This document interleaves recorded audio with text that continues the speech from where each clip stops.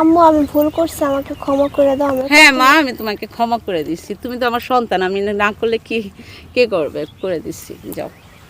হচ্ছে আমাকে দিয়ে ভিডিও বানাবে, ভিডিও বানায় হচ্ছে ও টাকা ইনকাম করবে আর মানুষের কাছে আমাকে বাজেভাবে ভাইরাল করবে। মানে আমি ভিডিও একদমই করতে চাইতাম না, সব ভিডিও আমাকে জোর করে করে করতো। আমার ফেসটা তখন আপনি দেখলে হয়তো বুঝবেন, আমার মুখটা সবসময় হচ্ছে, আমি কোনো হাসি ছিল না আমার মুখে। সে আমাকে পাইছে হচ্ছে, আমার আম্মু আগে ওর ভিডিও দেখতো, তো ওইভাবে ওকে আমার আম্মু চিনতো। আমার আম্মুকে ও বোন ডাকছিল, আমি তো সম্পর্কের ভাগ্নি হই, তো আমাকে পছন্দ করে এটাও আমাকে বলছে। ও আমাকে হচ্ছে মানে প্রথমে বলতো যে ভালোবাসে, পরেও আমাকে ব্ল্যাকমেল করছে অনেক।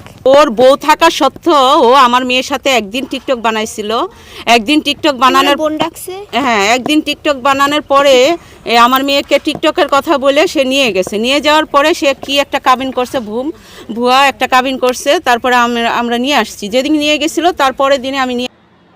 দর্শক বন্ধুরা, এই ভিডিওটি যে যেখান থেকে দেখতেছেন অবশ্যই লাইক, কমেন্ট, শেয়ার করে দিবেন, সাবস্ক্রাইব করে দিবেন। জুনিয়র সাকিবকে নিয়ে মা বেটি মিলে যা কথা বলছে আপনারা এই ভিডিওর মাধ্যমে শুনতে পাবেন। ইকরা জুনিয়র সাকিবকে বিয়ের পরের দিনই ছেড়ে চলে যায় মায়ের কাছে। তারপরে মা মেয়ে মিলে যুক্তি পরামর্শ করে জুনিয়র সাকিবকে ঠকানোর ব্যবস্থা করতেছে এবং কি সাংবাদিকের কাছে খারাপ কথা বলতেছে। ভিডিওটা আপনারা দেখেন। আচ্ছা, বিয়ে করছে তো আমরা এইটা আপনাদেরকে অবশ্যই প্রমাণ দেখাবো। তো এখান থেকে সেই ছেলেটাকে আবার জেলে ঢুকাইলাম আমি। আমার মেয়েটাকে নিয়ে আসার পরে আবার জেলে ঢুকাইছি। ঢুকানোর পরে সে 4 মাস জেল খাটছে। জেল খাটার পরে ওর ওয়াইফ ওকে ছুটায় আনছে। ছুটায় আনার পরে ও ঠিকঠাক ছিল। আমার মেয়ের মোবাইল ছিল না, তো ওর ভাই যখন জেলের থেকে যখন আসছে শিখার কাছে ছিল। ও ইকরা কোনো যোগাযোগ করে নাই, ছেলেটাও কোনো যোগাযোগ করে নাই, শিখার কাছে ছিল। যখন শিখা এই দুর্ঘটনাটা ঘটায় তখন সকালবেলা আমাকে ওর ভাই ফোন দিছিল।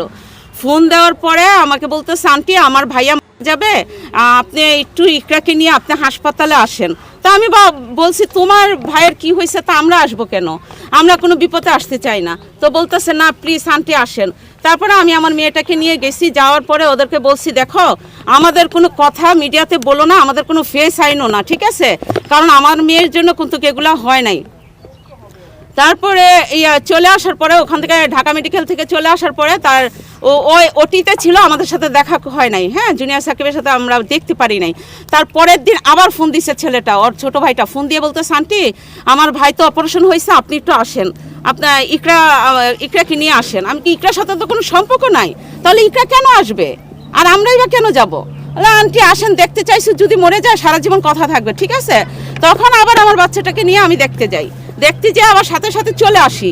চলে আসে আমি ইকরার মোবাইল সব কিছু নিয়ে, ইকরার কোনো মোবাইলে ছিল না, আমার মোবাইল থেকে সব কিছু থেকে ব্লক মাইরা দিই তাকে। হ্যাঁ, ব্লক মাইরা যে আমাদেরকে যে কখন ডিস্টার্ব না করতে পারে, সে সুস্থ হওয়ার পরে যেন আমাদের সাথে যোগাযোগ না করতে পারে, আমি ব্লক মাইরা দিই। সে এখন 9 মাস পরে এখন ইকরাকে 2 দিন মেসেজ দিয়েছে। দেওয়ার পরে ইকরার বাসায় হুজুর আসছিল, ইকরা আরবি পড়তেছিল। তো ইকরাকে বলতেছে যে ইকরা নিচে আসো, আমি তোমার সাথে কথা বলবো। এইটা বলে ইকরাকে নিয়ে গেছে নিচে নিয়ে যাওয়ার পরে ও সিএনজি দিয়ে ইকরাকে নিয়ে গেছে। নিশা সহ ছিল, আমার মেয়ে আমাকে বলছে নিশা ছিল, হ্যাঁ মিশাও ছিল সাথে।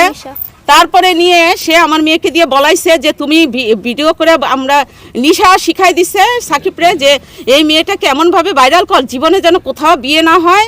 এই মেয়েটাকে দিয়ে বলা যে তো ওর মার জন্য আর ওর জন্য আমার এই অবস্থা হয়েছে, ঠিক আছে।